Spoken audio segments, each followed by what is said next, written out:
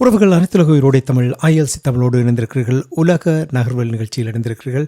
உலக நகர்வல் நிகழ்ச்சியில் எங்களோடு பிரித்தானியாவிலிருந்து போரியல் ஆய்வாளர் அரசு அவர்கள் உலக நகர்வலை அவதானித்து உயிரோடை தமிழ் உறவுகளுக்கு எடுத்து வரும் நிகழ்ச்சியாக இந்த நிகழ்ச்சி இடம்பெறுகின்றது.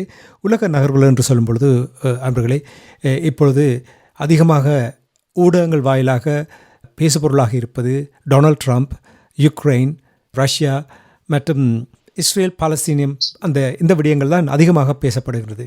இனி சமீபத்தில் கூட மோடி அவர்கள் அமெரிக்காவுக்கு சென்ற விடயங்கள், அதை நாங்கள் இன்னும் சற்று நேரத்தில் நாங்கள் அதை பார்க்க இருக்கின்றோம். ஆனால் அமெரிக்காவுடைய நகர்வுகள் தொடர்பாக நாங்கள் இப்பொழுது அரசவர்களிடம் அறிந்து கொள்ள போகின்றோம். வணக்கம் அரசவர்களே. வணக்கம். அனைத்துலக உயிரோட்ட தமிழ் உறவுகளுக்கு அன்பு வணக்கங்கள். உங்களுக்கும் வணக்கத்தை தெரிவித்துக் கொண்டு, அரசவர்களே, டொனால்ட் ட்ரம்ப் அவர்கள் பதவியேற்ற பின்பு பாரிய சிக்கல்கள் இப்போ உலக பரப்பில் பார்க்கக்கூடியதாக இருக்கிறது. சிக்கல்கள் என்று சொல்லும் பொழுது நடக்கின்ற போர்களை நிறுத்த வேண்டும் என்ற அவருடைய ஒரு அணுகுமுறை. இனி பொருளாதாரத்தால், அதாவது எங்கெங்கெல்லாம் காசுகளை குறைக்க முடியுமோ அவ்வாறு தன்னுடைய நடத்தைகளை நடத்தி கொண்டிருக்கின்றார். இனி சில நாடுகளுக்கு அழுத்தம் திருத்தமாக தன்னுடைய திட்டம் என்ன என்ற அந்த விதத்தில் இந்த தொனியில் எல்லா நாடுகளோடும் உரையாடி கொண்டிருக்கின்றார். இனி 2-3 நாட்களுக்கு முன்னதாக ஜெர்மனி மியூனிக் பகுதியில் பாதுகாப்பு தொடர்பாக ஒரு கூட்டம் நடந்தது. அங்கே உப அதிபர் JD வான்ஸ் அவர்கள் சென்றிருந்தார். அங்கே அந்த மாநாட்டில் உரையாற்றியிருந்தார். அங்கே பெரிய பரபரப்பாக அவருடைய உரை இருந்ததாக கூறப்படுகின்றது. கூறுவீர்களா எங்களுடைய உறவுகளுக்கு அவர் அந்த உரையில் என்ன கூறியிருந்தார்? நிச்சயமாக அவர் டொனால்ட் ட்ரம்ப் அவர்கள் கூறியதைத்தான் இங்கே வந்து அந்த மாநாட்டில் கூறியிருப்பார். என்ன நீங்கள் பார்த்தீர்கள் என்று அவதானித்தீர்கள் என்று கூறுவீர்களா? உண்மையில் JD வான்ஸ் இந்த உரை வந்து ஐரோப்பாவுக்கு மிகப்பெரிய ஒரு அதிர்ச்சியை கொடுத்திருக்கிறது. அது ஐரோப்பாவுக்கு மட்டுமல்ல, உக்ரைனுக்கும் தான். அதாவது கள யதார்த்தத்தை அமெரிக்கா உணர்ந்திருக்கின்றது என்பது தெளிவாக தெரிகின்றது. ஐரோப்பா வந்து இனிமேலும் அமெரிக்கா சார்ந்திருக்காமல் தனது காலில் நிற்க வேண்டிய ஒரு கட்டத்தில் அமெரிக்கா ஐரோப்பாவை கொண்டு விட்டிருக்கின்றது. ஐரோப்பா அதற்கு தயாரில்லை என்பது ஒரு புறம் இருக்க, JD வான்ஸை பொறுத்தவரையில் அவருடைய உரையை பொறுத்தவரையில் அவர் ஒன்றை கூறுகிறார். அதாவது ஐரோப்பாவுக்கு சீனாவோ ரஷ்யாவோ பிரச்சனை இல்லை, ஐரோப்பாவுக்கு ஐரோப்பா தான் பிரச்சனை. ஏனென்றால் ஐரோப்பிய ஒன்றியத்தில் இருக்கின்ற நாடுகள், பல நாடுகளிடம் ஒற்றுமை இல்லை என்பதும் சொல்லி இருக்கிறார். அது மட்டுமல்லாது ஐரோப்பாவின் எல்லைகளை நெடுக அமெரிக்கா வந்து பாதுகாக்க முடியாது, அமெரிக்கா அந்த சோல்டியர்ஸால பாதுகாக்க முடியாது. ஐரோப்பா அதற்கான பாதுகாப்பை எடுக்க வேண்டும். ட்ரம்புக்கு ஒரு பிரச்சனை என்னென்றால், அவர் அதாவது கடந்த முறை தேர்தலில் அரசு தலைவராக இருந்த போதும் ஒன்றை கூறினார். அதாவது நேட்டோவுக்கு அமெரிக்கா தான் அதிகப்படியான நிதியை வழங்கி வருகின்றது. அதன் ஏனைய நாடுகள் 2% அவர்களுடைய GDP 2% வழங்க வேண்டும் என்று சொன்னாலும் அவ்வாறு யாரும் வழங்குவதில்லை என்றது ஒரு கருத்து. ஆனால் இப்போது அவர் 5% என்று கூறியிருக்கிறார். 5% எட்டுவது என்பது முடியாத காரியம் என்று எல்லோருக்கும் தெரிந்த விடயம். அப்ப இந்த நிலையில் தான் ரஷ்ய அதிபருடன் பேசியிருந்தார்.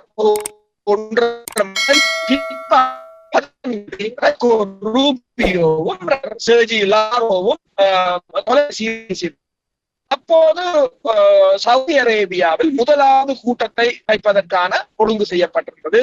தற்போதைய தகவல்களின் அடிப்படையில் செவ்வாய்க்கிழமை அங்கு ஒரு கூட்டம் ஏற்பாடு செய்யப்பட்டிருக்கிறது. அதில் ரஷ்யா தரப்பில் ரஷ்யாவின் வெளிவார அமைச்சர், ரஷ்யாவின் புலனாய்வுத்துறை அதிகாரி, ரஷ்ய வங்கியின் தலைவர், ரஷ்ய அதிபரின் பிரதம ஆலோசகர் ஆகியோர் பங்கு பெற்ற உள்ளதாகவும், ஆனால் அதில் வந்து ஐரோப்பிய ஒன்றியத்திற்கும் உக்ரைனுக்கும் இடம் இல்லை என்றும் கூறியிருக்கிறார்கள். அவர்கள் கூறிய விடயம் என்னென்று சொன்னால், இரண்டும் மிகப்பெரிய வல்லரசு நாடுகள் பேசுகிறோம், இந்த வல்லரசு நாடுகள் முடிவெடுக்கிறதுல உங்களுக்கு இடம் இல்லை என்று. ஐரோப்பிய ஒன்றியம் இதில் மிகப்பெரிய ஒரு பின்னடைவை சந்தித்திருக்கின்றது. இதற்கு எதிராக ஐரோப்பிய ஒன்றியம் இப்போது பிரான்சில் ஒரு கூட்டத்தை நடத்த உத்தேசித்திருக்கிறார்கள். அதாவது உக்ரைன் தொடர்பாக அடுத்தது என்னத்தை செய்வதென்று. ஆனால் ஐரோப்பிய ஒன்றியம் இப்ப செலன்ஸ்கி கூறியிருக்கிறார், ஐரோப்பிய ஒன்றியம் வந்து ஒரு ஐரோப்பா ராணுவத்தை உருவாக்க வேண்டும் என்று சொல்லி. ஆனால் இது அடுத்த 10 வருடத்துக்கு இந்த போரை ஐரோப்பிய ஒன்றியம் நடத்த வேண்டும் என்று சொன்னால் $3 டிரில்லியன் வேணும் என்று சொல்லி ப்ளூம்பெர்க் ஊடகம் தெரிவித்திருக்கு. 3 டிரில்லியன் என்று சொன்னால் ஒரு நாட்டின் ஒரு மிகப்பெரிய நாட்டின் ஒட்டுமொத்த ஜிடிபி நிலைமை வேற. உதாரணமாக ஜெர்மனாக இருக்கலாம்.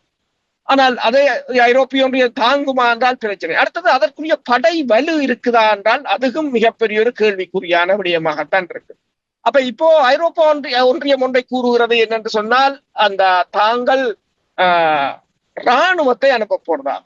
அப்ப அது தொடர்பாக அமெரிக்காவின் பாதுகாப்பு செயலாளர் இந்த முனிச் மாநாட்டில் ஒரு தெளிவா சொல்லி இருக்கிறார். நீங்கள் ஐரோப்பா உக்ரைனுக்கு இராணுவத்தை அனுப்ப வேண்டும் என்று சொன்னால் தங்கட நிபந்தனை இதுதான். அந்த இராணுவம் நேட்டோவாக இருக்கக்கூடாது. நேட்டோ என்ற சொல்லை பயன்படுத்தக்கூடாது. நீங்கள் ஐரோப்பிய இராணுவம் என்று பயன்படுத்துங்கள். ஒன்று. இரண்டாவது, ஆர்டிகிள் 5, அதாவது உங்களை ரஷ்யா தாக்கிவிட்டால் நீங்கள் ஆர்டிகிள் 5 அமுல்படுத்தி நேட்டோ தாக்க வேண்டும் என்று கேட்கக்கூடாது. அது இரண்டாவது. மூன்றாவது, அமெரிக்காவின் சோல்டியர்ஸ், அமெரிக்காவின் படையினர் யாரும் அதில் பங்கு பெற்ற மாட்டார்கள். இதுதான் அவர் கூறியது. அப்ப அது இதிலிருந்து ஒன்று விளங்குகிறது, அமெரிக்கா முற்று முழுதாக இதிலிருந்து இந்த போரை இதிலிருந்து வெளியேறுகிறது என்பது தெளிவாக தெரிகின்றது. அப்ப ஐரோப்பிய ஒன்றியத்தால் இதனை நடத்த முடியுமா என்றால் நான் நினைக்கவில்லை. ஐரோப்பிய ஒன்றியம், அமெரிக்கா இல்லாமல் ஐரோப்பிய ஒன்றியத்தால் அதை நடத்த முடியாது. சரி, ஐரோப்பிய ஒன்றியம் தொடர்ந்து போரை நடத்த வேண்டும் என்று சொன்னால் அது இலகுவாக ரஷ்யா அதனை வெற்றி கொண்டு விடும். அடுத்ததாக இவர்களின் பிரச்சனை என்னவென்று சொன்னால், இப்போது ரஷ்யாவால் கைப்பற்றப்பட்டிருக்கின்ற 20% உக்ரைன் நிலப்பரப்புகளும் திரும்பி பெறப்போவதில்லை. அதைத்தான் மார்க்கோ ரூபியோ ஒன்றை கூறியிருக்கிறார். அதாவது 2014 ஆண்டுகளில் இருந்த எல்லைகளை நீங்கள் இப்போது யோசிக்க முடியாது என்று கூறியிருக்கின்றார். ரஷ்யா தனது பிடியில் இருக்கின்றது.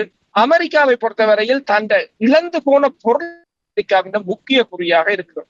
அரசர்களே, இப்போ நீங்கள் கூறினீர்கள் சவுதி அரேபியாவில் நடக்கின்ற கூட்டம், யுக்ரைன் தொடர்பாக டொனால்ட் ட்ரம்ப் பேச்சுவார்த்தைக்கு சவுதி அரேபியாவை ஏன் தெரிவு செய்தார் என்று ஏதாவது அறியக்கூடியதாக இருந்ததா? சவுதி அரேபியாவை பொறுத்தவரையில் சவுதி அரேபியாவோ அல்லது யுஏஇயோ அவர்கள் இந்த உக்ரைன் சமரில் அதிக அளவில் ஈடுபட்டிருக்கிறார்கள். ஏனென்றால் கைதிகள் பரிமாற்றத்தை நீங்கள் பார்த்தீர்கள் என்று சொன்னால், இப்ப ரஷ்யாவுக்கும் உக்ரைனுக்கும் இடையிலான கைதிகள் பரிமாற்றத்தை பெருமளவில் இந்த நாடுகள் தான் செய்தன. சவுதி அரேபியா செய்திருந்தது, யுஏஇ செய்திருந்தது, அவர்கள் தான் செய்திருந்தார்கள். மற்றது ஒபேக் பிளஸ் என்றதுல ரஷ்யாவையும் உள்வாங்குவதற்கு அவர்கள் முயற்சி செய்கிறார்கள். ரஷ்யாவுக்கும் ஒபேக்குக்கும் இடையிலான ஒரு நல்ல உறவு இருக்கின்றது. மற்றது ரஷ்யா ஒன்று அந்த ஆப்பிரிக்க நாடுகளையும் அரபு நாடுகளையும் அரவணைத்து போவதில் கடந்த 3 வருடத்தில் ஒரு பலமான நிலையை எட்டி இருக்கிறது. சவுதியாக இருக்கலாம், ஈரானாக இருக்கலாம், யுஏஇயாக இருக்கலாம். உங்களுக்கு தெரியும், யுஏஇக்கு கூட அண்மையில் ரஷ்யா அதிபர் சென்றிருந்தார். இப்ப என்ன பிரச்சனை என்று சொன்னால் ஈரானுக்கு, அப்ப இதுல என்ன பிரச்சனை என்று சொன்னால் சீனா இப்ப இந்த பேச்சுக்களில் உக்ரைனுக்கு இடமில்லை, ஐரோப்பிய ஒன்றியத்துக்கு இடமில்லை என்று கூறிய அமெரிக்கா சீனா கலந்து கொள்ளலாம் என்று கூறியிருக்கின்றது. அப்ப அமெரிக்கா ஏதோ ஒரு வழியில், உங்களுக்கு தெரியும் ரஷ்யாவின் பொருளாதாரம் வளர்ந்து கொண்டிருக்கின்றது, ரஷ்யா வெவ்வேறு துறைகளில் முன்னேறி கொண்டிருக்கிறது, அதுக்கு சீனா உதவி செய்கின்றது என்ற நிலையில் இப்போது அமெரிக்காவின் நிலைப்பாடு மாறி இருக்கின்றது. அதில் முக்கிய காரணம் என்னென்று, இப்ப ஐரோப்பாவை ஏன் ஒதுக்கினார் என்றதுக்குரிய காரணம் என்னென்றால், அதாவது கடந்த வருடம் இடம்பெற்ற தேர்தலில் இந்த ஐரோப்பிய நாடுகளில் இருக்கின்ற தற்போதைய தலைவர்களில் பெருமளவானவர்கள் ட்ரம்புக்கு எதிராக செயற்பட்டவர்கள். உதாரணமாக பிரித்தானியாவின் பிரதமர் ஸ்டாமர் கூட கிட்டத்தட்ட 100க்கும் மேற்பட்ட தனது அதிகாரிகளை கமலா ஹாரிஸுக்கு ஆதரவாக பிரச்சாரம் செய்ய களமிறக்கியதாகத்தான் ட்ரம்ப் குற்றம் சாட்டிக் கொண்டிருக்கிறார். இப்போது ட்ரம்பினால் தண்டிக்கப்படுகின்ற ஊடகங்கள் கூட அனைத்தும் கமலா ஹாரிஸுக்கான வேலை செய்த ஊடகங்கள் என்ற நிலையில் இந்த ஐரோப்பாவுக்கும் அமெரிக்காவுக்கும் இடையிலான ஒரு முருகல் நிலையின் உச்சமாகத்தான் இதனை பார்க்கலாம். அப்படி என்றால் அவர் செயல்படுத்துகின்ற யாவுமே தண்டனையாகத்தான் இது பார்க்கப்படுகின்ற என்று நீங்கள் கூறுகிறீர்கள். சவுதி அரேபியாவில் இந்த கூட்டம் நடக்கப் போகின்றது. யுக்ரைன் போர் ஆரம்பித்த பொழுது போருக்கு முழு ஆதரவும் வழங்கியது. ரஷ்யா மீது தடைகள் கொண்டு வந்தது ஐரோப்பிய ஒன்றிய நாடுகள், பிரித்தானியா போன்ற நாடுகள் தான் அமெரிக்காவோடு சேர்ந்து கொண்டு வந்தார்கள். இவ்வளவு செலவழித்து இவ்வளவு உயிர் பலியையும் கொடுத்த பின்பு, இவ்வளவு படைக்கலன்களை இழந்த பின்பு எவ்வாறு டொனால்ட் ட்ரம்பால் தன்னிச்சையாக முடிவை எடுத்து தன் வழியில் போகக்கூடிய இருக்கிறது? எவ்வாறு ஐரோப்பிய ஒன்றிய நாடுகள், ஏனைய நாடுகள் எவ்வாறு இதை அனுமதிக்கிறார்கள்? என்னென்று சொன்னால் அவர்களை குற்றம் சுமத்த முடியாது. ஏனென்று சொன்னால் இதில் முடிவெடுத்திருக்க வேண்டியது உக்ரைனும் உக்ரைன் மக்களும். அவர்கள் இவ்வாறான ஒரு பொறைக்கு தாங்கள் வீழ்ந்து விடாமல் தங்களை பாதுகாத்திருக்க வேண்டும். அதாவது ரஷ்யா ஒரு வலிந்த போரை ஆரம்பித்த போது ரஷ்யா உங்களை தாக்குகிறது, நாங்கள் உங்களுக்கு உதவி வருகிறோம் என்று உதவ போகிறோம் என்று சொல்லித்தான் இவர்கள் உதவினார்களே தவிர உக்ரைனை வைத்து, அதாவது நாங்கள் உதவுகிறோம் என்று சொல்லி உக்ரைனை வைத்து ரஷ்யாவை பலவீனப்படுத்துவதற்கு மேற்குலக முயற்சி செய்திருந்தது. அதை உக்ரைன் உணர்ந்து கொள்ள தவறிவிட்டது. இன்றைக்கு அதற்கான தண்டனையை உக்ரைன் அனுபவிப்பதாக இருக்கலாம். ட்ரம்பின் கருத்தின்படி நீங்கள் கேட்டது போல ட்ரம்ப் என்ன கூறுவார் என்று சொன்னால், ரஷ்யா உங்கள் மீது படையெடுத்தது, நீங்கள் ரஷ்யாவை எதிர்த்து தாக்குதல் நடத்தினீர்கள், அதற்கு நாங்கள் உதவி செய்தோம். அந்த நிலைக்கு உண்மையில் நிலைமை அவ்வாறு இல்லை. இவர்கள் தான் போரை தூண்டியது, இவர்கள் தான் ஆயுதத்தை கொடுத்தது. ஆனால் இப்போது அது கதை எப்படி வருகிறது என்று சொன்னால், நீங்கள் உங்கள் மீது ரஷ்யா போர் தொடுத்ததை உங்களை பாதுகாப்பதற்கு ஆயுதங்களை தந்தோம், இனி எங்களால் முடியாது என்ற ஒரு நிலை. என்று சொன்னால் நீங்கள் பலிந்த தாக்குதலாக இருக்கலாம், இந்த 3 வருட போரிலும் பெரிய அளவிலான வெற்றியை ஈட்டவில்லை. ஆனால் இதில் இழப்பு என்று சொன்னால், இப்ப செலன்ஸ்கியின் அண்மைய கருத்தின்படி பார்த்த போனால் கிட்டத்தட்ட தங்கள் 65,000 பேர் இறந்ததாகவும் 3,50,000 பேர் காயமடைந்ததாகவும் கூறுகிறார். ஆனால் உண்மையில் 1 மில்லியனுக்கு மேற்பட்டவர்கள் இறந்தும் காயமடைந்தும் இருக்கிறார்கள். அரைவாசி மக்கள் நாட்டை விட்டு தப்பியோடி விட்டார்கள். நாடு முற்றாக அழிவடைந்த நிலையில் இருக்கின்றது. இந்த நிலையில் ட்ரம்ப் அவர்கள் அந்த கொடுத்த காசை கூட 300 பில்லியனுக்கு பதிலாக 500 பில்லியனை வாங்குகிற நிலையில் தான் இருக்கிறார். இது ஐரோப்பிய ஒன்றியத்துக்கு மிகப்பெரிய ஒரு ஷொக்கான விடயமாகத்தான் இருக்கிறது. இதனைத்தான் மக்ரோன் அவர்கள் தங்களுக்கு ஒரு எலக்ட்ரிக் ஷொக் மாதிரி இருந்தது என்று கூறுகிறார். ஐரோப்பாவை பொறுத்தவரையில் ஐரோப்பாவும் இதில் அமெரிக்காவின் நடவடிக்கையில் கண்மூடித்தனமாக ஆதரவை வழங்கியது. மற்றது ஐரோப்பா அமெரிக்காவை வைத்துக் கொண்டு ரஷ்யாவை ஐரோப்பா பலவீனப்படுத்த முற்பட்டதாகத்தான் இப்போது கருதக்கூடியதாக இருக்கின்றது. இதில் அமெரிக்காவை ஐரோப்பிய ஒன்றியம் பயன்படுத்தியதா அல்லது ஐரோப்பிய ஒன்றியம் அமெரிக்காவை பயன்படுத்தியதா என்ற கேள்விகளும் இருக்கின்றன. இது எவ்வாறு இருந்தால் ட்ரம்பை பொறுத்தவரையில் இது ஒரு அனாவசியமான போர் என்றுதான் அவர் யோசிக்கிறார். என்றால் அதுக்கு கொடுக்கப்பட்ட விலைகள் அதிகம், இவர்களால் கொடுக்கப்பட்ட ஆயுத தளவாடங்களாக இருக்கலாம், உதவிகளாக இருக்கலாம், மிக அதிகம். அதனால் ஏற்பட்ட பொருளாதார சிக்கல்களும் அதிகம். உதாரணமாக நீங்க பார்க்கலாம், செங்கடலில் இடம்பெற்ற சம்பவங்கள், பலஸ்தீன போர் எல்லாம் இதன் தொடர்ச்சியாகத்தான் ஏற்பட்டது.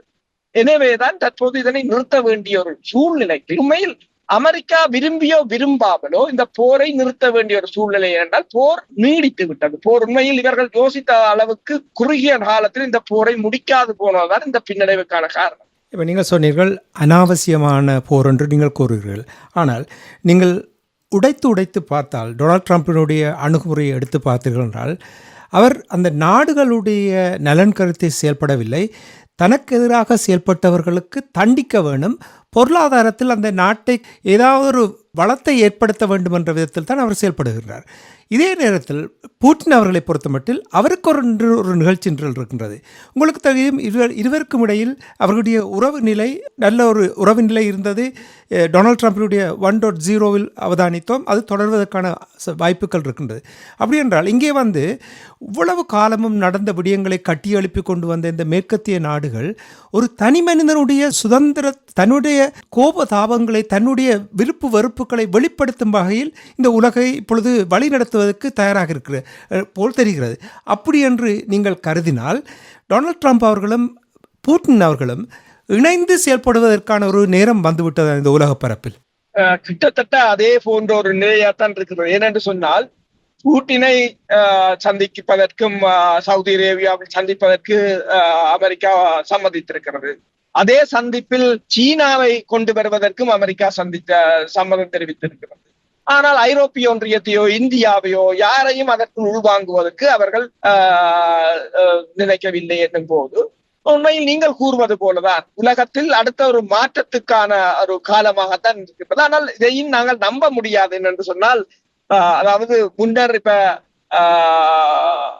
முன்னர் சோவியத் ஒன்றியம் வீழ்ச்சி அடைந்த போது நான் நினைக்கிறேன் அரசு தலைவரின் பேர் கொப்பச்சேவன் நினைக்கிறேன், அப்போது கூட அமெரிக்கா இவ்வாறான ஒரு நட்புறவை ஏற்படுத்தித்தான் ரஷ்யாவை சோவியத் ஒன்றியத்தை உடைத்திருந்தது. அது பூட்டினுக்கு நன்றாக தெரியும்.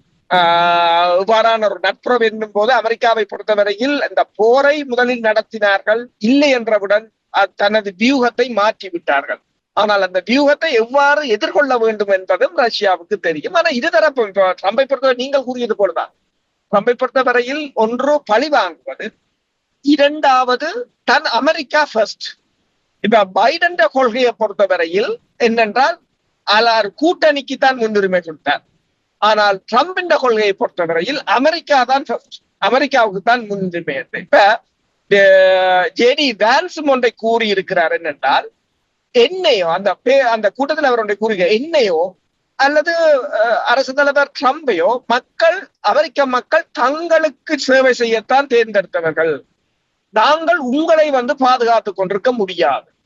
அதுதான் அவர் கூறிய வசனம். எங்களுக்கு அவர்கள் வாக்களித்தது அமெரிக்காவையும் அமெரிக்க மக்களுக்கும் நன்மை செய்வதற்கு, நாங்கள் அதை செய்ய விடுங்கள். நீங்கள் உங்கள் ரஷ்யா என்று சொன்னால் ரஷ்யா உங்கள் பிரச்சனை என்று கூறிவிட்டார்.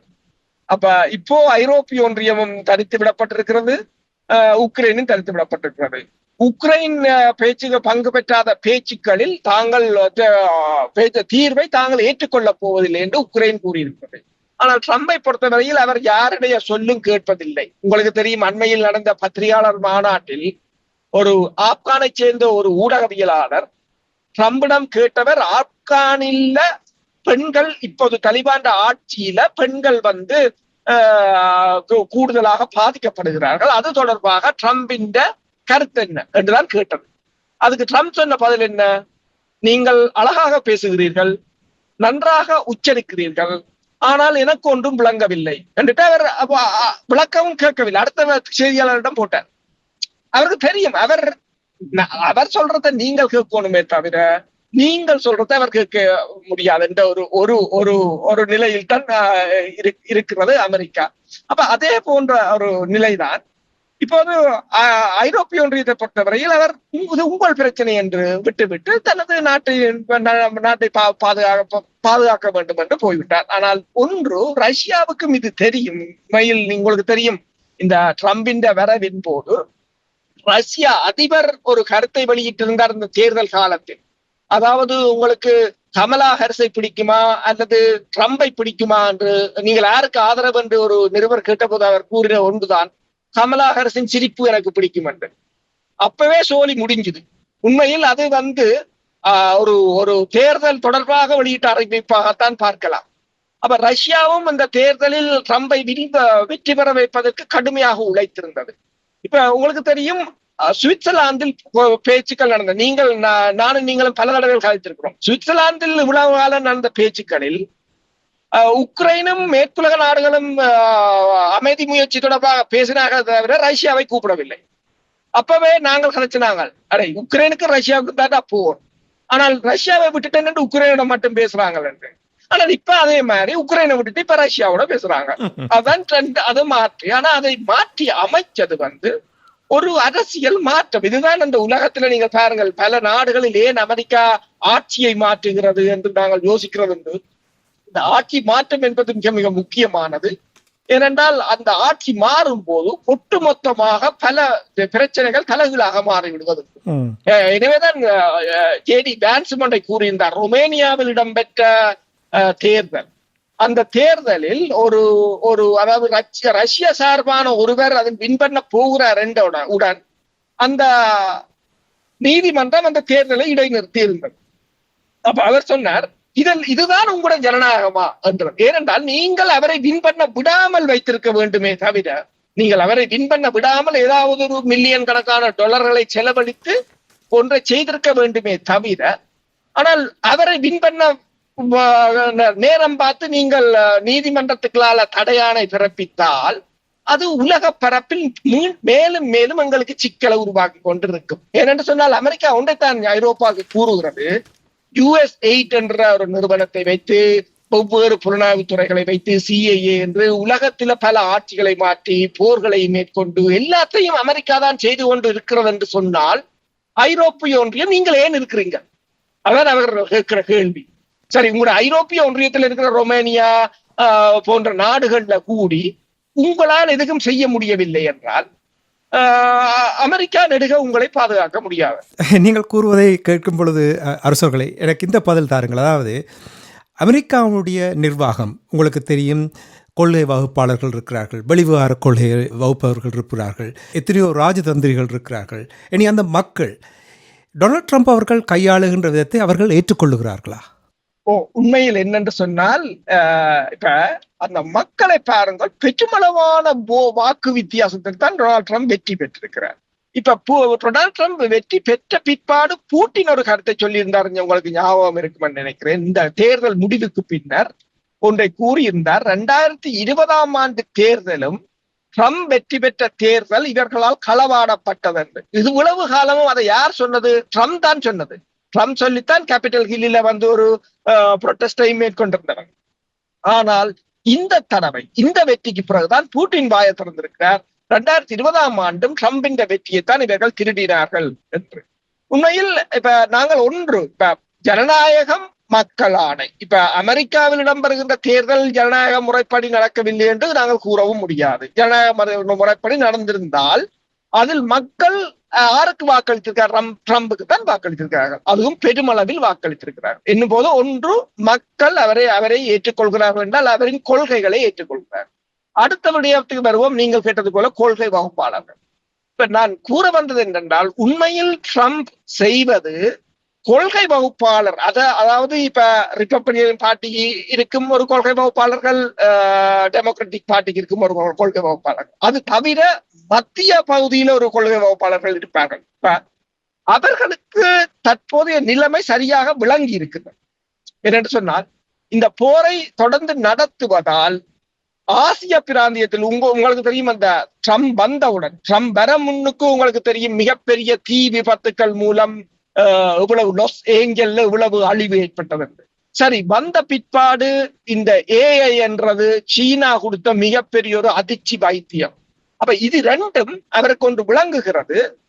இந்த நாங்கள் போரை தொடர்ந்தால் ஒன்று ரஷ்யா பலப்படும், எதுக்கு? பிரிக்ஸுக்களால.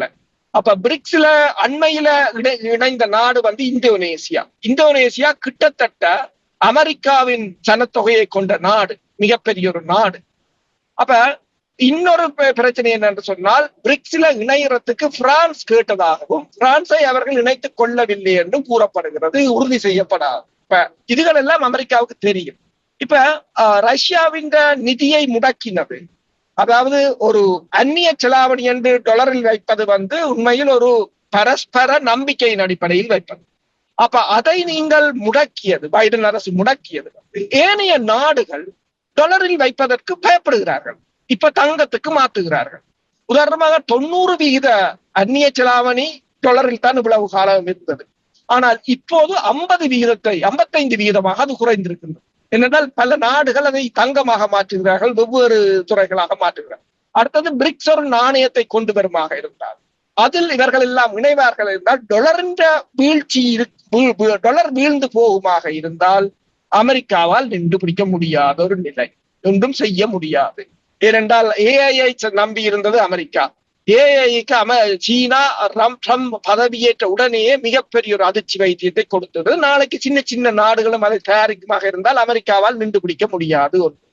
எனவேதான் இப்போது பாருங்கள், அமெரிக்கா தாய்வானை கூட கைவிட தீர்மானித்து விட்டதாக கூறப்படுகிறது. ஏனென்றால் தாய்வானில் இருந்து வருகின்ற TMC நிறுவனத்தின் சிப்ஸ்களுக்கு கூட வரியை போட போவதாக கூறியிருக்கிறார்கள். இப்ப தாய்வான் ஒன்றை கூறுக, தான் உக்ரைனுடன் தோளோடு தோள் நிற்பேன் என்று தாய்வான் கூறியிருக்கிறது. என்னும் போது அவர்களுக்கும் ஒன்று விளங்குகிறது என்னென்று சொன்னால், நாங்கள் இப்ப பூட்டினுடன் ட்ரம்ப் 1.5 மணித்தியாலம் கதைத்த போது அவர் கூறிய விடயங்களில் ஒன்று இந்த டொலரை பலப்படுத்துவது. பிரிக்ஸ் இந்திய பிரதமர் போகும்போது என்ன கூறினார் ட்ரம்ப்? நீங்கள் இந்த ஆயுதங்களை வாங்குங்கள், மற்றது பிரிக்ஸ் என்றால் பிரிக்ஸ் இஸ் டெட், அது இறந்து விட்டது என்ற பிரிக்ஸை அவர் ஏதோ ஒரு வகையில் இவர்களுடன் நட்புறவாக சென்று அதை இல்லாத செய்ய வேண்டும் என்று. உதாரணமாக ஐரோப்பிய ஒன்றியத்தை பாருங்கள். அதாவது இந்த அக்கூஸ் என்ற அமைப்பை உருவாக்கி அமெரிக்கா, பிரித்தானியா, ஆஸ்திரேலியா, பிரான்சிடம் இருந்து ஆஸ்திரேலியா வாங்க இருந்த நீர்மூழ்கி கப்பல்களுக்கான டெண்டரை கேன்சல் பண்ணி தாங்கள் அணுசக்தியில் இருந்து இயங்குகின்ற நீர்மூழ்கி கப்பல்களை கொடுத்து பிரான்சுக்கு மிகப்பெரிய ஒரு இழப்பை ஏற்படுத்தியிருந்தார்கள், கிட்டத்தட்ட $30 பில்லியன். ஆனால் இப்ப பாருங்கள், ரஃபேல் விமானம் என்பது எல்லாவற்றையும் இந்தியா பிரான்சில் இருந்துதான் வாங்கி கொண்டிருக்கிறது. ஆனால் இப்ப F-35 வாங்குங்கள் என்று 20 பில்லியனுக்கு ஒப்பந்தத்தை ட்ரம்ப் போட்டு விட்டார். அது மோடி இல்லை என்று சொல்ல தேவையில்லை, அவர் வாங்குங்கள் என்று பில்லே அவரே போட்டுடுவார். ட்ரம்பின் அணுகுமுறை அப்படித்தானே, அப்ப போட்டுட்டார். அப்ப இனி பிரான்சுக்கும் இந்தியாவுக்கும் இடையிலான வர்த்தகத்துக்கு கூட ஒரு அடிக்கப்பட்ட ஆப்பாகத்தான் பார்க்கலாம். இப்ப இதைத்தான் இன்னொரு ஆய்வாளர் சொன்னார், அமெரிக்கா இப்ப இருக்கிற நிலையில ஐரோப்பிய ஒன்றியத்தை தனது போட்டியாளர்களாக அல்லது எதிரியாக பார்க்கிறது என்று சொல்லி, உதாரணமாக ஜெர்மனியை அது எதிரியாக பார்க்கிறது என்ற ஒரு நிலையை கொண்டு வந்திருக்கிறார்கள். அரசர்களை நீங்கள் கூறிக்கொண்டிருக்கின்ற விடயங்களை கேட்கும் பொழுது இப்போ ஜனநாயகம் என்று இப்போ நீங்கள் சற்று முன்னதாக நீங்களும் கூறினீர்கள், நானும் இங்கே உங்களிடம் கேட்க வேண்டும் என்று நினைத்து கொண்டிருக்கும் பொழுது நீங்கள் அந்த சொல்லை இங்கே பயன்படுத்தினீர்கள். இப்போ உங்களுக்கு தெரியும் 1945ஆம் ஆண்டு 2வது உலகப் போருக்கு பின்னர் மேற்கத்திய நாடுகள் ஒன்று சேர்ந்து சில கட்டுப்பாடுகளையும் அமைப்புகளையும் உருவாக்கி சரியான ஒரு வழிமுறையில் நடத்த வேண்டும். அது அவர்களுக்கு சார்பாக இருந்தாலும் ஜனநாயகம் என்ற அந்த போர்வையில் அவ்வாறான ஒரு கட்டுப்பாடுகளையும் கட்டமைப்புகளையும் உருவாக்கினார்கள். அது இப்பொழுது ஜனநாயகத்தை பரீட்சிக்கும் ஒரு நேரமாக நீங்கள் பார்க்கிறீர்களா? உண்மைதான். அதாவது இந்த உக்ரைன் போரும் பாலஸ்தீன போரும் இவர்களின் அந்த கட்டமைப்புகள் அனைத்தையும் தகர்த்து விட்டது. அதுவும் ஒரு மிகப்பெரிய ஒரு பிரச்சனை. இப்ப ஜனநாயகம் என்று நான் கூறியது என்னென்று சொன்னால், அவர்களின் நாட்டில் இடம்பெற்ற தேர்தலை தான் கூறினேன். ஆனால் அவர்களால் உலகில் செய்யப்படுவது ஜனநாயகம் என்று கூற முடியாது. அது ஜனநாயகம் என்ற போர்வையில் அவர்கள் தங்களை பலப்படுத்துவதற்காக. இப்ப பாருங்கள், கிட்டத்தட்ட உலகத்தில் இருக்கிற, அதாவது ஐக்கிய நாடுகள் சபையில் இருக்கிற அத்தனை அமைப்புகளும் செயலிழந்து போன ஒரு நிலைக்குத்தான் வந்திருக்கிற. இனி மீள கட்டியமைக்க வேண்டும்.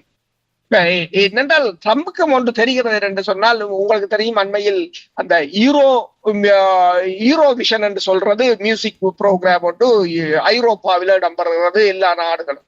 அதில் ரஷ்யாவை அகற்றி விட்டார்கள். இப்போது ரஷ்யா இன்னொன்றை ஆரம்பித்திருக்கிறது, அவர்கள் இந்த பிரிக்ஸ் நாடுகளுடன் இணைந்து புதிதாக ஒன்றை.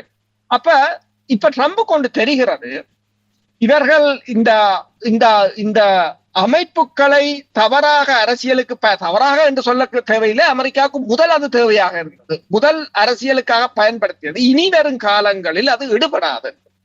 அப்ப ஒட்டுமொத்தமாக அதனை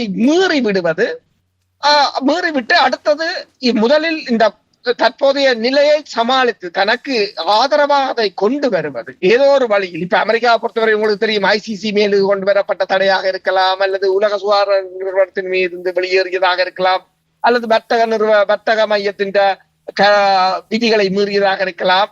எல்லாவற்றையும் மீறி எல்லா நாடுகளுக்கும் ஒரு அச்சுறுத்தலை ஏற்படுத்தி தனக்கான இடத்தை தக்க வைப்பதற்கு அமெரிக்கா முற்படுகின்றது என்றுதான் அதை பார்க்கலாம். கூர்ணிகள் அமெரிக்காவுடைய பொருளாதாரம் தொடர்பாக டொனால்ட் ட்ரம்பினுடைய அணுகுமுறை தொடர்பாக கூறும்பொழுது, உங்களுக்கு தெரியும், டொனால்ட் ட்ரம்பை பொறுத்தமட்டில் அவர் போரை விரும்பாதவர், பொருளாதார போரை விரும்புவார் என்றது எல்லோரும் அறிந்த ஒரு விடயம். இப்போ நீங்கள் டீப் சீக்கை பற்றி கூறுங்கள். அதாவது செயற்கை நுண்ணறிவு சைனாவிலிருந்து வெளிவந்த ஒரு சிறிய நிறுவனத்தால் உருவாக்கப்பட்டது. ஒரு பெரிய ஒரு பாரிய பின்னடைவை மேற்கத்திய நாடுகளுக்கு ஏற்படுத்தலாம் இந்த செயற்கை நுண்ணறிவினூடாக. இப்போ டொனால்ட் ட்ரம்ப் எடுக்கின்ற முடிவுகள், இது இந்த டீப் சீக் போன்ற நிறுவனம், டீப் சீக் மற்றும் அலிபாபா போன்ற நிறுவனங்கள் இந்த செயற்கை நுண்ணறிவை தொடர்பாக அவர்களும் தாங்கள் செய்த செயற்கை நுண்ணறிவையும் வெளியிட்டு விட்டார்கள். அப்போ இது இவர்கள் எதிர்பார்த்த, அதாவது அமெரிக்கா, பிரித்தானியா, ஐரோப்பிய ஒன்றியம் எதிர்பார்த்த அந்த வருமானத்துக்கு ஒரு பெரிய ஒரு பாரிய ஒரு பின்னடைவை ஏற்படுத்தி இருக்கிறது. டொனால்ட் ட்ரம்ப் அவர்களுடைய முடிவுகளுக்கு சைனாவினுடைய இந்த வளர்ச்சி எவ்வளவு பங்களித்திருக்கின்றது?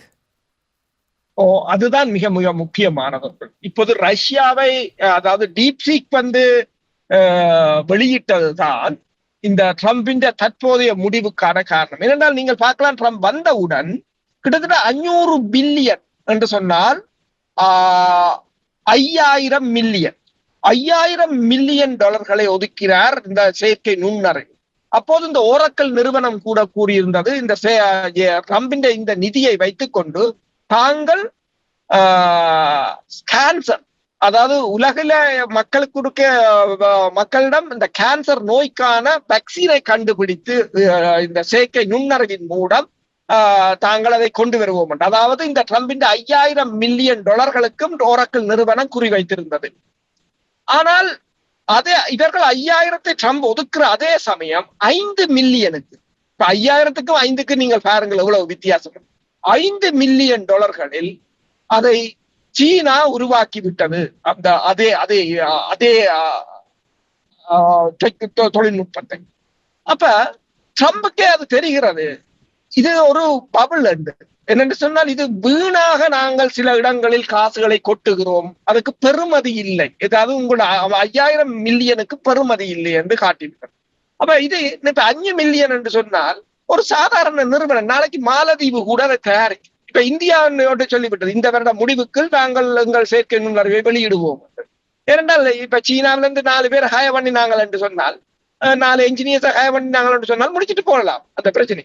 அப்ப உலகம் அந்த நிலைமைக்கு வளர்ந்து விட்டது என்றதை ட்ரம்ப் உணர்ந்து கொண்டுட்டார். உண்மையில் ட்ரம்பின் இந்த மாற்றத்துக்கான காரணம் நீங்கள் கேட்டது போல இந்த டீப்சீக்கும் ஒரு மிகப்பெரிய ஒரு காரணம். ஏனென்றால் செயற்கை நுண்ணறிவில் தான் பெருமளவான நிதிகளை போடுவதற்கு அமெரிக்கா முற்பட்டிருந்தது.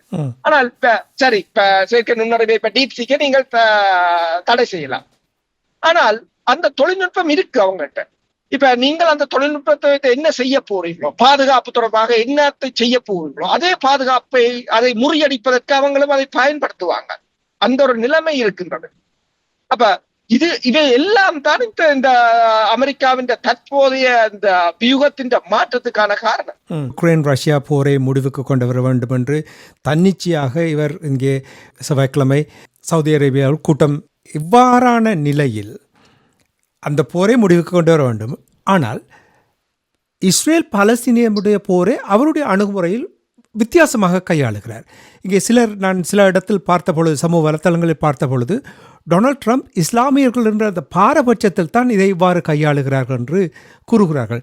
நீங்கள் இதை எவ்வாறு பார்க்கிறீர்கள்? ஏன் டொனால்ட் ட்ரம்ப் போர் நடக்கக்கூடாதென்றால் இஸ்ரேல் பாலஸ்தீனத்தில் நடக்கிறது, லெபனானில் நடக்கிறதும் போர் தான், அதே போல் யுக்ரைன் ரஷ்யாவுக்கு இடையில் நடக்கிறது போர் தான். ஏன் 2 வித்தியாசமாக அவருடைய அணுகுமுறை இருக்கிறது?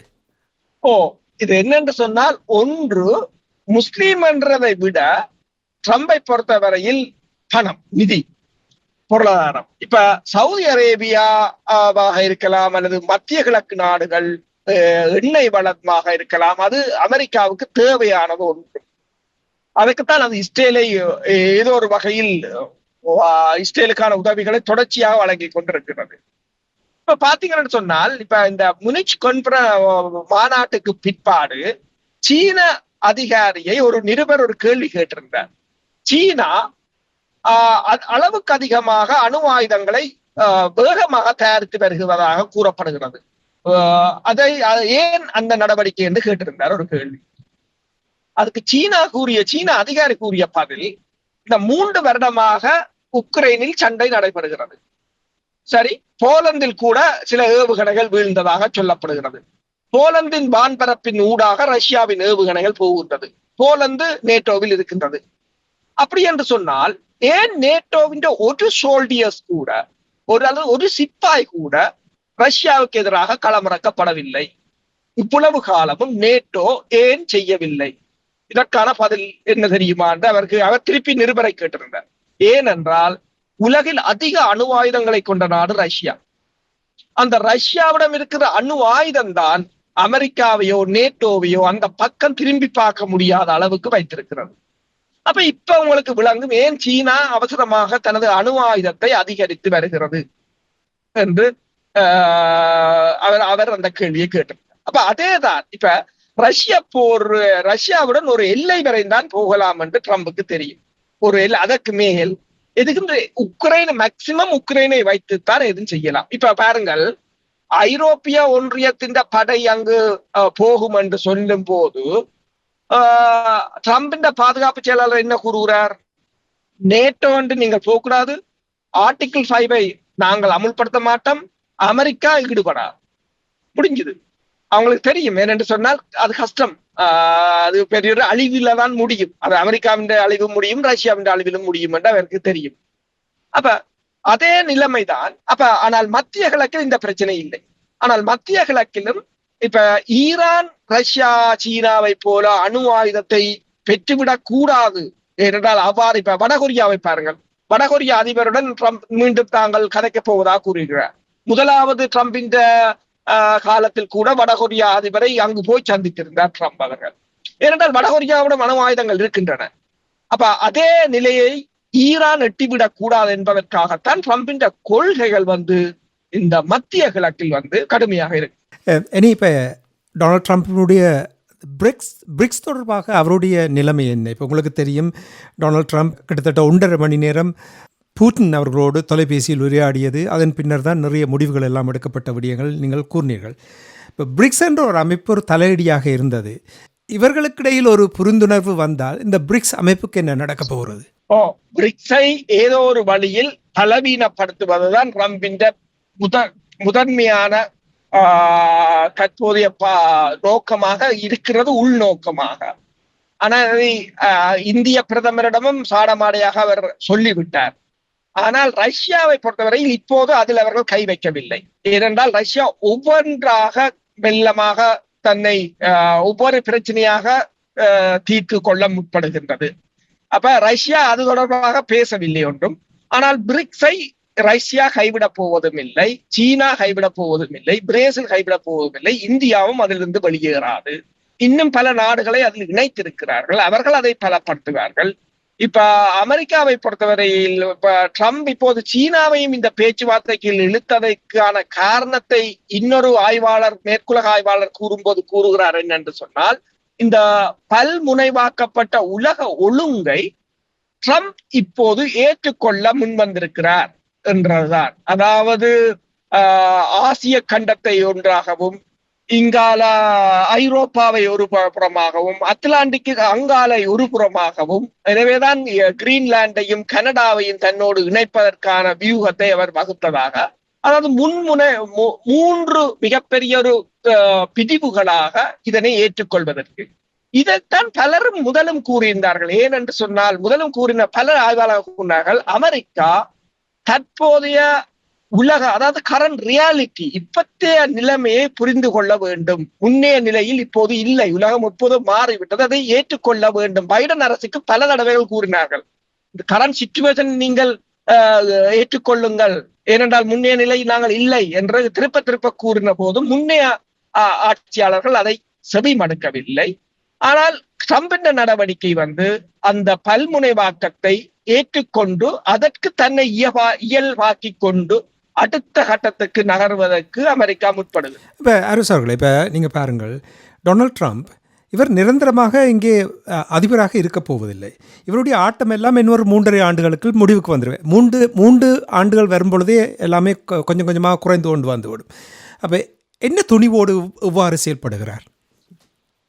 உண்மையில் என்னென்று சொன்னால், அடுத்த அரசு தலைவராக சில சமயங்களில் ஜேடி வான்ஸ் வரலாம்.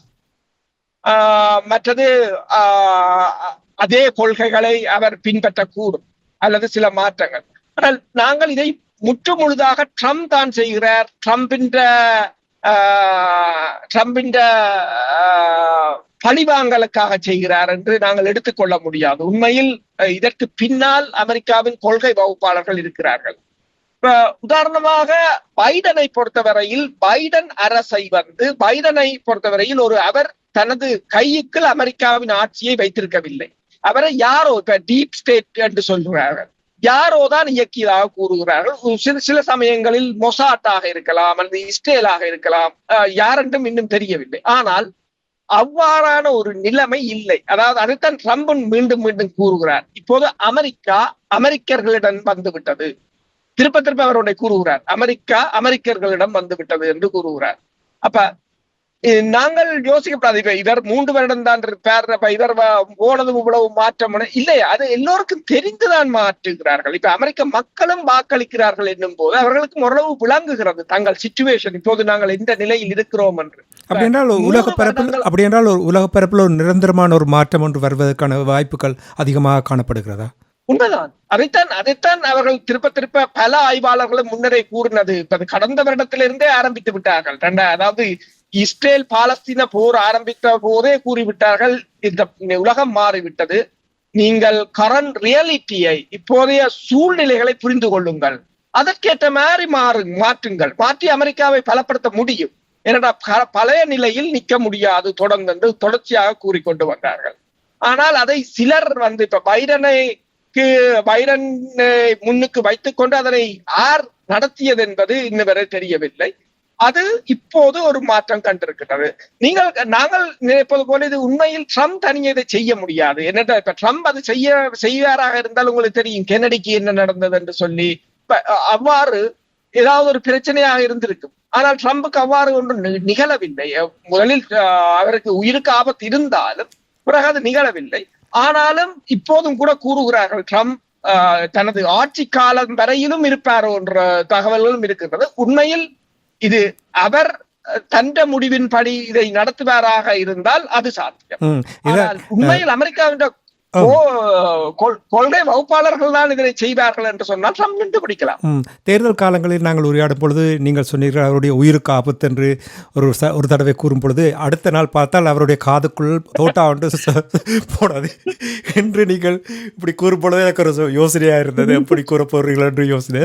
சரி, இருந்தாலும் வேணும் அதை ஒரு பக்கத்தில் விட்டுவிட்டு பிரதான செய்திகளுக்கு செல்வதற்கு முன்னதாக யுக்ரைனுடைய நிலைமை, ரஷ்யா யுக்ரைனுடைய நிலைமை இருக்க பார்ப்போம். அதாவது உங்களுக்கு தெரியும், இப்போ டொனட்ஸ் பகுதியில் பாரிய தாக்குதல் நடந்து கொண்டிருப்பதாக, போர்க்களத்தில் போர் நடந்து கொண்டிருப்பதாக கூறப்படுகிறது. அந்த களநிலை எவ்வாறு இருக்கின்றது அது ஒன்று. இரண்டாவது, பிரித்தானியா தன்னுடைய இராணுவத்தை அனுப்புவதற்கு தயாராக இருப்பதாக கூட செய்திகள் கூட வந்திருக்கின்றது. முதலில் களநிலை என்ன என்றதை கூறுங்கள். கள நிலைமை உக்ரைன் தனது இறுதி தாக்குதலை நடத்த முற்படுகின்றது. ஏன் என்று சொன்னால் உக்ரைனை பொறுத்தவரையில் ஏதோ ஒரு வகையில் இந்த பேச்சுக்களை குழப்பி இதற்குள் நேட்டோவை உள்ளிழுத்து விட வேண்டும் இந்த போருக்குள் என்று உக்ரைன் முயல்கின்றது. எனவேதான் உங்களுக்கு தெரியும், சுடரோபாயில் அந்த அணு மின் நிலையத்தின் மீதும் ரஷ்யா தாக்குதல் நடத்தியதாக கூறியிருந்தார்கள். ஆனால் ரஷ்யா அதனை மறுத்திருந்தது. இப்போதும் உக்ரைன் ஏனென்றால் கர்க்ஸ் பகுதி இருக்கின்றது. கர்க்ஸ் பகுதியில் கூட உக்ரைன் அதை விட்டு வெளியேற வேண்டிய ஒரு நிலை. ஏனென்று சொன்னால் கிட்டத்தட்ட இப்ப ரஷ்யாவின் தகவலின்படி கிட்டத்தட்ட 60,000 படையினரை அந்த இடத்தில் உக்ரைன் இழந்திருப்பதாக கூறப்படுகின்றது. கிட்டத்தட்ட 340 டேங்குகள் உட்பட. அப்ப கள நிலைமையை பொறுத்தவரையில் அங்கங்கு ஆள் இல்லாத தாக்குதல் விமானங்கள் அவ்வாறுதான் தாக்குதல் இடம்பெறுகின்றது. ரஷ்யா கடந்த வாரம் உக்ரைன் எரிசக்தி நிலைகளை பல இடங்களை தாக்கி அளித்திருக்கின்றது. கிட்டத்தட்ட உக்ரைன் எரிசக்தி நிலைகள் முற்று முழுதாக உடைந்து விடக்கூடிய ஒரு நிலைதான் இருக்கின்றது. ஏனென்றால் அங்கு அதாவது உக்ரைன் பாதுகாப்பு தரப்பை பலவீனப்படுத்துவது. அதே சமயம் பெலாருஸ் பகுதியை நோக்கியும் பெருமளவான கிட்டத்தட்ட 1.5 லட்சம் படையினரை ரஷ்யா நகர்த்தி இருப்பதாக கூறப்படுகிறது. பெலாருஸ் என்று சொன்னால் உங்களுக்கு தெரியும், அது உக்ரைன் தலைநகருக்கு மிக அண்மையானது, கீவுக்கு. அப்ப கிவ்வை கைப்பற்றலாம், ஆனால் அது இப்போது நடக்க போவதில்லை. பேச்சுவார்த்தையை ரஷ்யா குழப்பாது. ஆனால் ட்ரம்பின் காலம் முடிகிற நேரத்தில் திடீரென்று அவர்கள் கிவ்வை கைப்பற்றலாம் என்ற ஒரு ஊகங்களும் இருக்கிறது. என்றால் ரஷ்யாவுக்கும் ஒரு மூச்சு விடுவதற்கான கால அவகாசம் தேவை. அடுத்தது பிரித்தானியாவை பொறுத்தவரையில் அது ஒரு நகைப்புக்கிடமானதுதான். என்றால் பிரித்தானியா இராணுவமே கிட்டத்தட்ட 87,000 படையினர் தான். உக்ரைன் இழந்தது 1 மில்லியன் படையினர். 87,000 படையினரில் எத்தனை பேரை கொண்டு போய் அங்க நிறுத்துவது, மற்றது அவர்கள் என்ன செய்ய போகிறார்கள் என்று இப்ப ரஷ்யா சொல்லிவிட்டது ஒன்று, ஐக்கிய நாடுகள் சபையின் பாதுகாப்பு சபையின் அனுமதி இல்லாமல் எந்த படையினர் காலடி எடுத்து வைத்தாலும் அது ரஷ்யா அவர்களை தாக்குதல் இலக்காகத்தான் கருதும். ஐக்கிய நாடுகள் சபையின் பாதுகாப்பு சபையில் ஒப்புதல் எடுக்க முடியாது. ஏனென்று சொன்னால் வீட்டோ பவர் ரஷ்யாவிடமும் சீனாவிடமும் இருக்கின்றது. அதை தெரிந்துதான் ரஷ்யா அதனை கூறுகிறது. அப்ப இந்த நிலையில் பிரித்தானியா ஒரு உண்மையில் அமெரிக்காவுக்கும் ஒரு எச்சரிக்கையாக உக்ரைனுக்கு ஒரு ஆறுதலாக இந்த வார்த்தையை கூறியிருக்கலாமே தவிர பிரித்தானியாவோ அல்லது ஐரோப்பிய ஒன்றியத்தை முழு ஐரோப்பிய ஒன்றியம் அங்கு போய் நின்றாலும் கள நிலைமையை இவர்களால் சமாளிக்க முடியாது. பிரித்தானியா தன்னுடைய இராணுவத்தை அங்கே களத்துக்கு அனுப்புவதற்கான வாய்ப்புகள் இருக்கிறதா? அவ்வாறு நான் நினைக்கவில்லை. ஏனென்று சொன்னால் இப்ப சும்மா அனுப்ப முடியாது. பாதுகாப்பு சபையின் அனுமதியுடன் அனுப்பலாம். பாதுகாப்பு சபையில் அனுமதி பெற முடியாது. பாதுகாப்பு சபை எங்கே இருக்கிறது? உண்மைதான், அதுதான் நான் கூற வருகிறேன். பாதுகாப்பு சபையை மாறி மாறி வீட்டோ பண்ணி அதை வலுவிளக்க செய்து விட்டார்கள். இனி எல்லோரும் செய்வார்கள். அப்ப அது முடியாத காரியம் என்னும் போது பிரித்தானியா படையை அனுப்புவது அது ஒரு பேச்சுக்கு சொல்கிறார்கள் என்றுதான் நான் நினைக்கிறேன். சரி சரி சரி, நாங்கள் இந்த நிலை மாற்றம், நீங்கள் பிரிக்ஸ் தொடர்பாக கூறினீர்கள், அமெரிக்காவுடைய நிலைப்பாடு தொடர்பாக கூறினீர்கள், கொள்ளை வகுப்பாளர்களுடைய நிலைமை கூறினீர்கள். இந்த முழு மாற்றமும் நாங்கள் என்ன விதமான ஒரு உலகத்தை எதிர்பார்க்கலாம் வெகு விரைவில்? இனி உண்மையா இந்த பனிப்போர் காலத்தில் இருந்தது போலதான் இப்ப எங்கள் தமிழீழ விடுதலை போராட்டமும் கூட மீண்டும் வீழ்ச்சி கண்டு அழிந்து போனதுக்கு காரணம் அந்த பனிப்போர் உடைந்து போனது. 87ஆம் ஆண்டு இந்திய இலங்கை ஒப்பந்தம் ஏற்படும் போது இரு பெரும் வல்லரசுகள் இருந்தன. ஒரு பனிப்போர் காலத்தில் கீரக்கடைக்கும் எதிர்க்கடை இருந்தது என்ற ஒரு நிலை இருந்தது. ஆனால் 90களுக்கு பிற்பாடு இடம்பெற்ற சம்பவங்கள் எங்களுக்கு தெரியும். அப்ப மீண்டும் அவ்வாறான ஒரு நிலைமை, அதாவது ஒரு தனித்துவமான ஆட்சி என்ற, அதாவது இம்பீரியலிசம் என்று சொல்றது, அவ்வாறான ஒன்று இனிமேல் இல்லாத ஒரு நிலைமையை உருவாக்க போகிறது இந்த உலகம். இது உலகத்தை பொறுத்தவரையில் ஒரு நல்லதாகத்தான் இருக்கும். எங்களை உலக மக்களை பொறுத்தவரையில் இது ஒரு நல்ல ஒரு மாற்றமாகத்தான் இருக்கும். சரி, சுருக்கமாக காசா தொடர்பாக அவருடைய நிலைப்பாட்டில் நிறைய மாற்றங்கள் வந்திருக்கின்றது.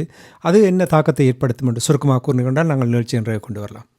காசாவை இப்ப உண்மையில் நீங்கள் பார்த்தீர்கள் சொன்னால் எகிப்து கூட முற்று முழுதாக எதிர்த்து விட்டது. அந்த அதாவது மக்களை அங்கிருந்து அகற்றுவதை தாங்கள் அனுமதிக்க போவதில்லை என்று ட்ரம்ப் 100% கூறினாலும் அதில் 90% அமெரிக்காவின் கொள்கைகளில் இருக்காது. அவர் தான் மற்றவர்களை கலைக்க விடுவதில் தான் கலைப்பது. அதே போன்றுதான் இப்ப காசாவை பொறுத்தவரையிலும் அரபு நாடுகளை பொறுத்தவரையில் இந்த காசா விடயத்தில் இந்த முறை மிகவும் உறுதியாக நிற்பார்கள் போலதான் தெரிகின்றது. ஆனால் காசாவுக்கு அவர் கூறியது இந்த ஒரு மிகப்பெரிய ஒரு மிரட்டலாகத்தான் அதை பார்க்கலாம், ஒரு அச்சுறுத்தலாக. என்று சொன்னால் மீண்டும் அந்த போரை அங்கு நடத்த விடாது, போரை அதாவது முற்று முழுதாக ஒரு போர் நிறுத்தத்துக்குள் வைத்திருப்பதற்கு அல்லது அமைதியை கொண்டு வருவதற்கு. ஏனென்றால் அமெரிக்காவுக்கு தற்போது ஒரு அமைதிதான் தேவை, தனது பொருளாதாரத்தை கட்டி எழுப்புவதற்கும் தனது ஆளுமையை ஏனைய நாடுகளில் விஸ்தரிப்பதற்கும், அடுத்ததாக ஆசிய பிராந்தியத்தில் சீனாவை எதிர்கொள்வதற்கும். எனவேதான் உங்களுக்கு தெரியும், ஐரோப்பிய ஒன்றியத்திலிருந்து பெருமளவான அமெரிக்க படையினரை வெளியேற்ற போவதாக கூறப்படுகின்றது. அப்ப இந்த நிலையில் சீனா, அதாவது ஆசிய பிராந்தியத்தை அவர்கள் மையப்படுத்தும் போது மத்திய கிழக்கையும் ஏதோ ஒரு வகையில் அமைதியாக வைத்திருக்கத்தான் பேணுவார்கள். ஏனென்றால் ட்ரம்புக்கும் பூட்டினுக்கும் இடம்பெற்ற பேச்சுக்களின் போது கூட மத்திய கிழக்கு விவகாரம் பேசப்பட்டது. அதன் பின்னர் வெளிவார அமைச்சருடன் இடம்பெற்ற பேச்சுக்களின் போது கூட மத்திய கிழக்கு விவகாரம் பேசப்பட்டது. அப்ப அமெரிக்கா இந்த மத்திய கிழக்கில் ஒரு அமைதியை கொண்டு வருவதற்கு ரஷ்யாவையும் நாடி இருக்கிறது, சீனாவையும் நாடி இருக்கு. அப்ப இந்த ரெண்டு நாடுகளும் காசாவிலிருந்து மக்களை அகற்றுவதற்கு சம்மதிக்க போவதில்லை. உண்மைதான். கடந்த சில ஆண்டுகளாக உலகம் ஒரு சரியான நிலையில் இல்லை, பதட்டமாகவும் போர் சூழ்ந்த எந்த நாட்டை எடுத்து பார்த்திருந்தாலும் ஏதோ ஒரு விதத்தில் சிக்கல்கள் இருந்த வண்ணமே இருக்க. பாருங்கள், ஆப்பிரிக்க நாடுகளை எடுத்து பாருங்கள், இவ்வளவு சிக்கல்களை எதிர்நோக்கி கொண்டிருக்கிறார்கள். நான் நினைக்கிறேன் இந்த போர் நிறுத்துவது எல்லாராலும் வரவேற்கக்கூடும். நான் நினைக்கிறேன் 4-5 மாதங்களுக்கு முன்னதாக அணு ஆயுத போர் வரலாமா என்று கூட எதிர்பார்த்தவர்கள் இப்பொழுது இப்படி ஒரு நிலை மாறலாம் என்று நீங்கள் கூறும் பொழுது நாங்கள் வெகுவாக வரவேற்கலாம் என்று கூறிக்கொண்டு இன்றைய இந்த உலக நகர்கள் நிகழ்ச்சியை நாங்கள் இத்தோடு நிறைவுக்கு கொண்டு வந்து தொடர்ந்து பிரதான செய்திகளை தொடர்ந்து மேலதிக தகவலோடு இணைந்து கொள்ளலாம். அதுவரைக்கும் நன்றி, வணக்கம். அரசு அவர்களே நன்றி, வணக்கம். எமது பார்வையாளர்களுக்கு வணக்கம். மக்களின் குரலாய் ஓங்கி ஒலிக்கும் இலக்கு மின்னிதழ் மற்றும் உயிரோடை தமிழ் வானொலி ஆகிய இவ்விரு ஊடகங்களும் உங்களைப் போன்ற எமது நேயர்கள் நண்பர்களின் ஆதரவிலேயே இயங்கி வருகின்றன. மிக குறைந்த வளங்களுடன் பல இடர்கள் மற்றும் தடைகளை தாண்டி பயணிக்கும் எமது ஊடகங்களின் பணிகள் மேலும் வளர உங்களால் முடிந்த நிதியுதவியை வழங்கி இன்னும் காத்திரமான செயற்பாடுகளை முன்னெடுக்க உதவுமாறு மிகவும் பணிவன்புடன் வேண்டி நிற்கின்றோம். உங்கள் பங்களிப்பு உங்களின் உரிமை குரலாய் ஓங்கி ஒலிக்கும். நன்றி.